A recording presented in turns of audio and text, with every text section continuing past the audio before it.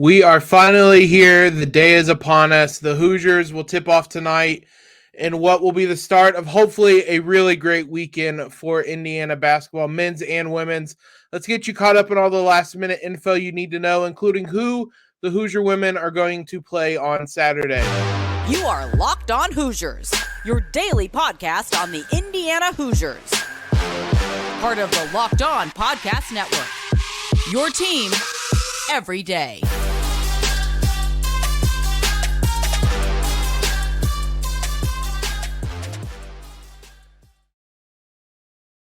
What is up, everybody? Welcome into another episode of Locked On Hoosiers. It is tournament day for the men's basketball team, tournament weekend for both teams. And like I said, hopefully the start of something really special this weekend. Before we dive into all that, I want to thank you guys for making us your first listen every single day. We are your one and only daily one-stop shop for everything IU athletics. This episode is also brought to you by FanDuel Sportsbook, official sportsbook of Locked On. Make every moment more. Visit FanDuel.com/LockedOn today to get started. Let's start off with the women's team because we know who their opponent is officially now. Tennessee Tech and Monmouth squared off in Assembly Hall in the play-in game. They actually have the play-in games at the location of where the winner will play at for logistical reasons, and it's not going to draw the same crowd that it would in Dayton for the first four. So those two played in honestly, what was a mostly empty Assembly Hall on Thursday night. It was a late game. It didn't end until about midnight. So I wouldn't blame you if you did not see that Tennessee Tech won 79-69 in this one. It was kind of a battle of two opposed offenses in that Monmouth really wanted to score in the paint, and they were dominating in there early, whereas Tennessee Tech wanted to score from the three-point line.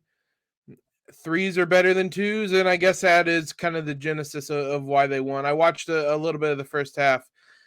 I mean, jokes aside, that was kind of what the first half was a lot like, of just trading threes for two. Monmouth went 6 of 23 from the three-point line. They shot 24 of 58 from the field, whereas Tennessee Tech hit 12 three-pointers. So double it up on three-pointers, and that was the difference. That was more than the difference in this one to lead Tennessee Tech to victory. So we officially know IU will play Tennessee Tech 11:30 a.m. tomorrow. It'll be in Assembly Hall. It'll be on ESPN2. Right after that game will be Oklahoma versus Miami at 2 p.m.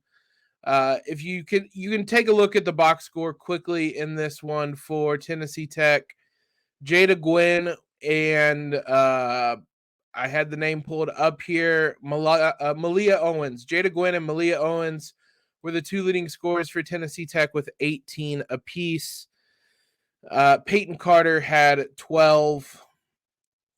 They're the type of team. I should also mention that Jordan Brock had 16 off the bench, but they were the type of team that, knocked down some threes and it could start going their way. But we're going to take a look at this team a little bit deeper. We're not going to do too deep of a dive, but a little bit deeper. There's a reason. If you guys did not listen on Thursday, we did a full preview of the women's tournament, but more specifically the bracket the Hoosiers are in with Sabrina Merchant of The Athletic. Fantastic. She was awesome. She gave us everything we need to know about that bracket. She also picked the Hoosiers to make the Final Four. So if there's more reason or more incentive you need to go listen to that podcast, head on over there. You can listen to everything about the bracket over there. What we didn't talk about at all, if I'm being honest, is the 1 versus 6. It's only a game that just inherently isn't close in the women's side. The men's side, it's close.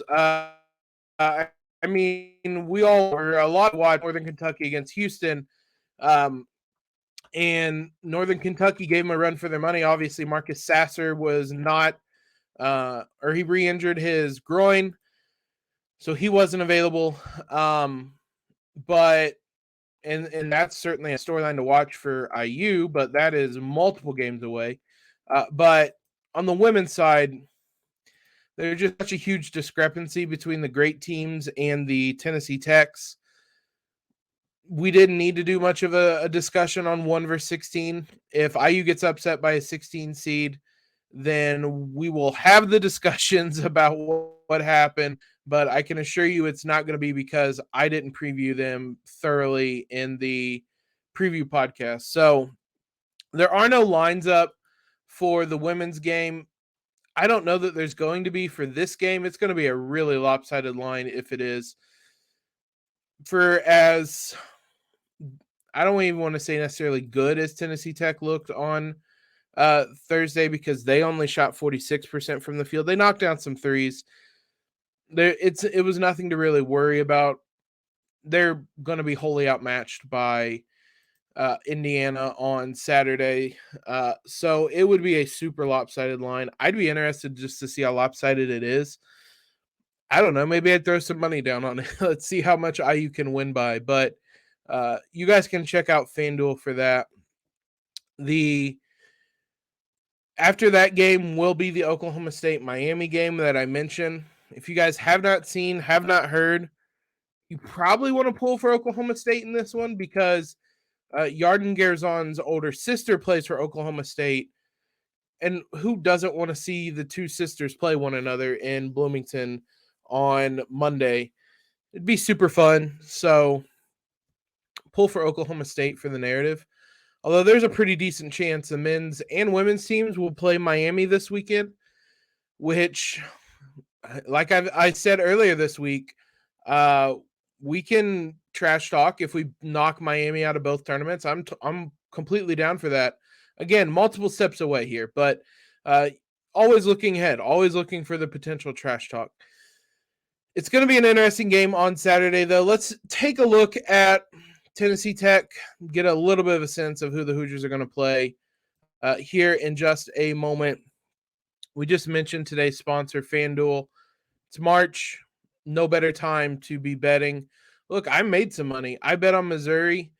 They were one of the teams that actually, I don't think Missouri was technically an upset, but there were a number of upsets on the day. If you guys want to join in on the madness, no better time to sign up for FanDuel. They have a no sweat first bet up to $1,000. It's bonus bets back. If your first bet doesn't win, go out there, pick that upset.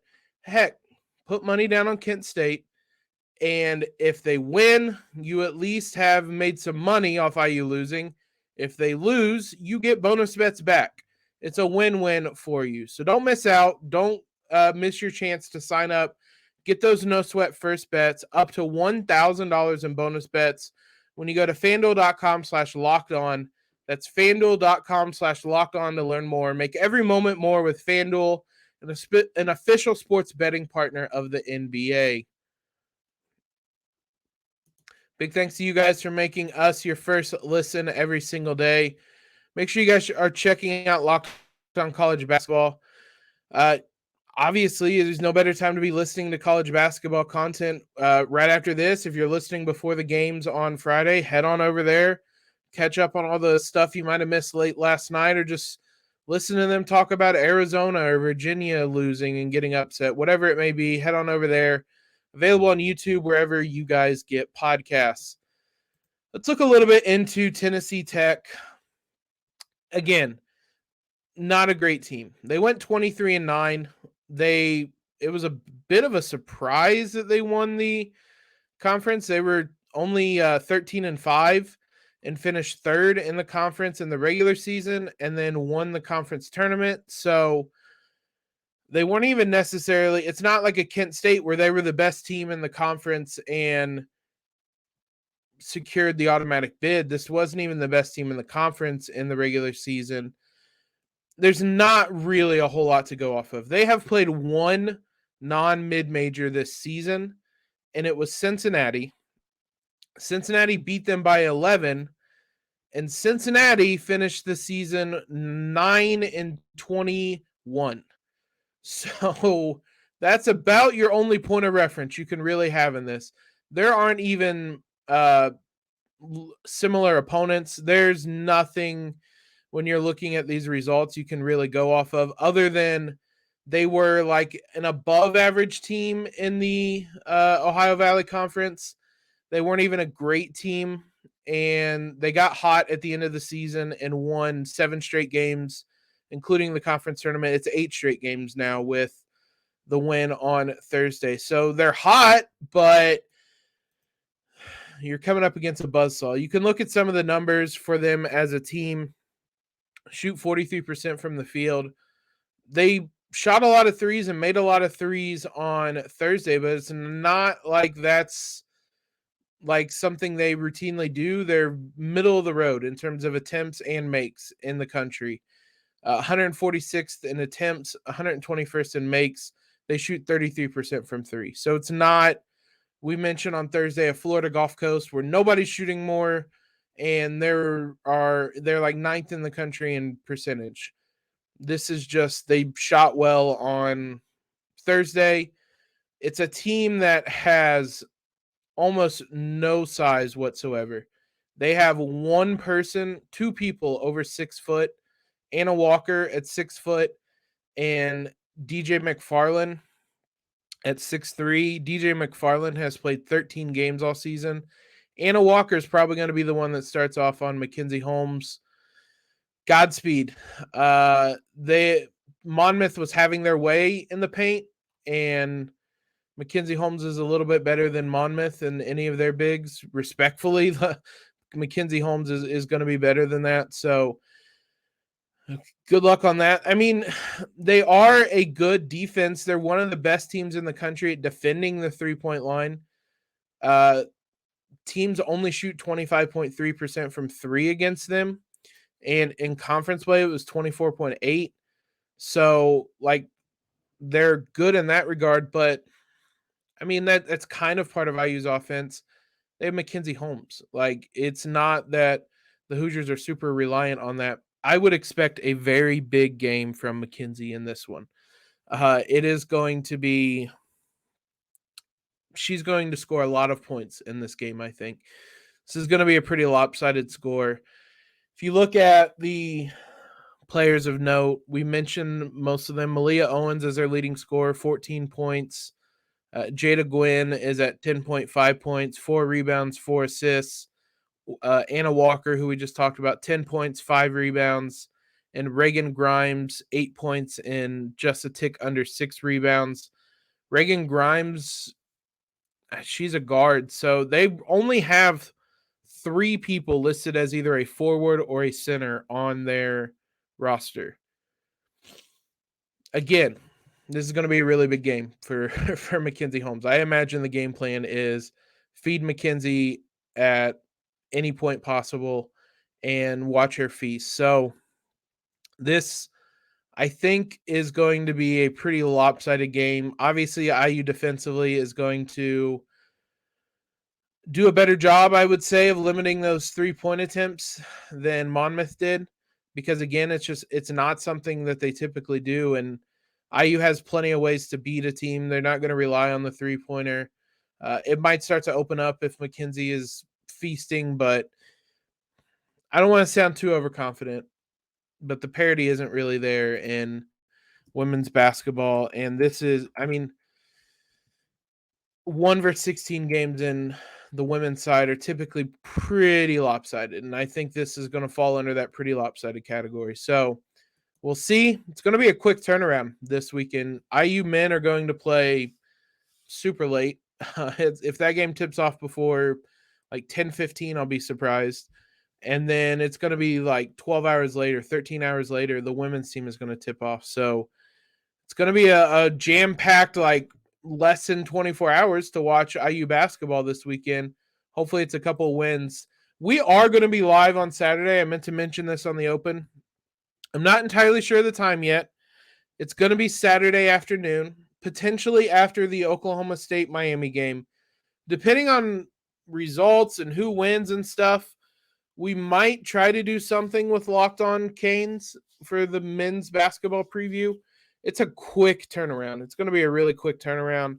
But regardless, we're going to be live on Saturday to recap both games. Hopefully a couple of wins, but we'll recap both games and get a sense of what's next for Indiana on the weekend. So be sure you're following on Twitter so you can see that. Be sure you're subscribed on YouTube so that you can see the show when it goes live as well.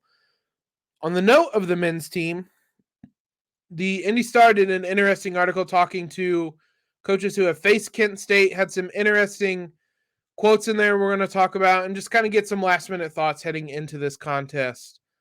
Before we talk about any of that, let's talk about Built Bar, one of our longtime sponsors. The Built Bar March Madness bracket is here. We know you have a favorite bar or puff, and now it's time to make it count. Go to BuiltMarchMadness.com to vote for your favorites. I'm a huge fan of cookies and cream over here. Every time I mention that in our kind of group talk, our group message for the Locked On College Network, I get told about how awful it is. So you can head on over there now. Cookie Dough Chunk is in this bracket. I mean, you can look at this and just get an idea of what flavors they have. Coconut bar, coconut puff, churro, mint brownie, lemon dipper cheesecake, brownie batter, maple donut, cookies and cream. You guys can head on over to builtmarchmadness.com. Put your votes in today, because if you do vote, you'll be entered in a drawing where 50 Locked On listeners will win a free box of Built, and one Locked On fan will win a 12-month subscription to Built to have Built's best bars or puffs delivered monthly straight to your door. You got to try Built. You hear us talk about it all the time. So run to BuiltMarchMadness.com right now to vote for your favorite bar or puff. Pick up a box while you're there. You can vote every day in March, so hop in and support your pick. Mention that Zach Osterman over at the Indy Star had an interesting article on Friday, just talking to some MAC coaches, a handful of them. Most of them wanted to stay anonymous. Michael Lewis of Ball State, obviously former Hoosier, was, I think, the only one that went on record. But everybody else wanted to kind of stay anonymous about it. But the general question was about this Kent State team, about the ways they're going to set up offensively, defensively, where IU could find success. Pulled a couple of the interesting quotes. I'd recommend going and reading it. I don't even think it's behind a paywall. I think this one is free, so you can head on over there and read it. Here's a couple of the more interesting quotes. Quote, "They'll be prepared for IU, but they won't dramatically change their approach. They believe in what they do and retain the confidence to keep running it no matter the opponent." You guys heard us talk to another Jacob Scholden, on Wednesday's episode about Kent State. Heard a lot about their aggressive defensively, turn teams over a lot. There was a section in here talking about how they're going to hedge on pick and rolls and really get up in your face. Jalen Hood-Schifino is going to have to be in control of the basketball, which at times he hasn't been. So they're going to test him in that regard, and they're going to test the Hoosiers in that regard. But they're not going to change how they play just because they're coming up against IU. They're going to stay the same Kent State. When talking about their backcourt, Malik Jacobs, Sincere Carey, quote, "They're going to play heavy minutes," one coach said. "With the media timeouts in the NCAA tournament, that won't really matter." So those two aren't going to leave the floor hardly at all, maybe at all. But IU's in a similar boat. Trayce Jackson-Davis and Jalen Hood-Schifino are probably going to play 40 minutes, no less than like 38, I would say, for them. And to the point we mentioned earlier, quote, "Indiana has to limit turnovers, bad shots that lead to easy ones for them," one MAC coach told the Indy Star, "because if they get out in transition off of steals and long rebounds, things like that, they're pretty good." Yeah, this is a team that's going to feast off the turnovers, fast break points off turnovers, kind of those transition opportunities. Don't give them easy baskets. Turnovers are bad as is. Live ball turnovers are what Kent State get a lot of. So don't do that. Basically, it's easier said than done, but don't do that. It was interesting. The coaches were kind of split on how they thought Kent State, would defend Trayce Jackson-Davis. They've tried a couple of different things, and Some thought that they would maybe not leave Trayce by himself, but not worry so much about doubling and kind of worry about shutting down everyone else. Others thought that they would send a double probably with the other big man and force IU to skip the ball, beat them from beyond the arc. I would imagine it's probably going to look something like that. IU doesn't have a track record this season of beating teams from beyond the arc consistently. I would imagine that's what opponents are going to make the Hoosiers do in the NCAA tournament. What they did say, which I think pertains to regardless of what defense they really play, quote, they're going to make you skip the ball, drive the ball, skip the ball, drive the ball, one coach said. They'll play in a scramble after that first rotation. So if they double Trayce, they're going to leave open a skip pass that he'll make, but you have to make him punish, or you have to punish them from that point, whether it's Miller Kopp, quit pump faking threes and shoot it. Whether it's Trey Galloway driving past a closeout and kicking or finishing at the rim, those types of moments are going to be the ones the Hoosiers have to make the right play in because Kent State's going to be comfortable forcing them to drive and kick. Last quote, I just thought kind of summarize this team a bit. They're a strong team that excels off the bounce. I think just Indiana's overall size and depth can wear them down. This is from Michael Lewis, so someone who knows. We got them in foul trouble. We were able to get to the free throw line, spread them out with ball screens, and attacked them in rotation. So Michael Lewis at Ball State went 1-1 against them. He was successful. That is one thing I've noticed is that this Kent State team doesn't have a lot of size. So Trayce, Race, Malik Renew are going to be really big in this one to hopefully wear them down a little bit. This is going to be a tough game.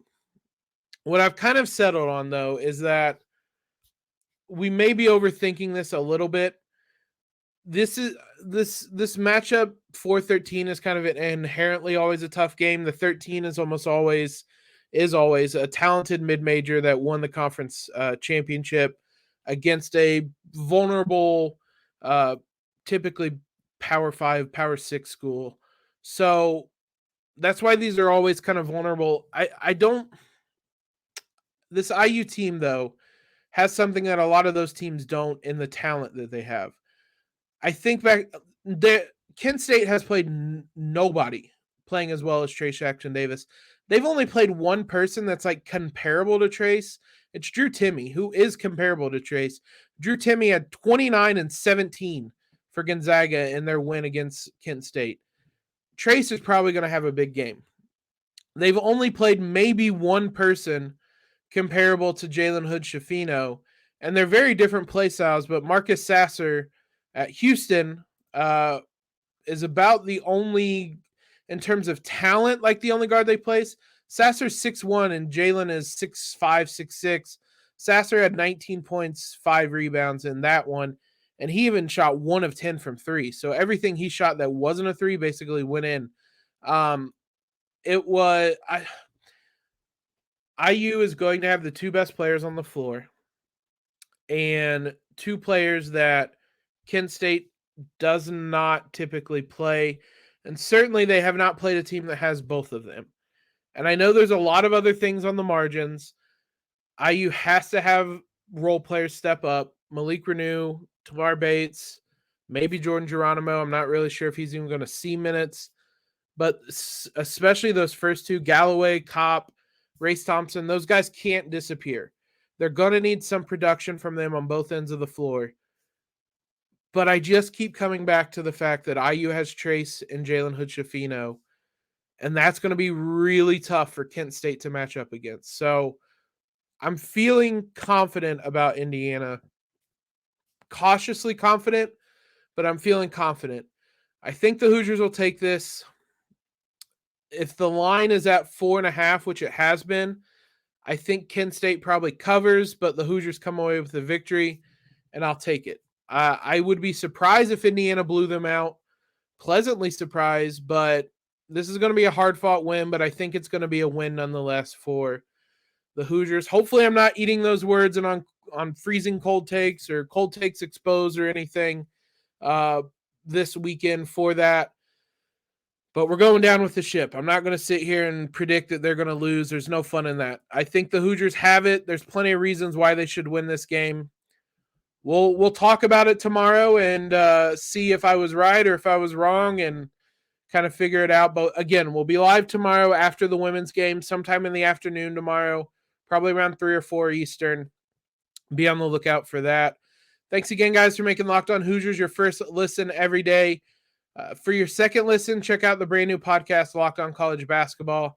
Isaac Shade and Andy Patton are killing it over there. They have everything you guys could possibly want to know right now. Locked On College Basketball, available on YouTube and wherever you get podcasts. Follow us on Twitter if you have not already. Subscribe to the podcast. Leave a quick rating and review. All that great stuff. Most importantly, let's go Hoosiers. It's a big one. Let's have a lot of wins this weekend. As always, though, guys, LEO.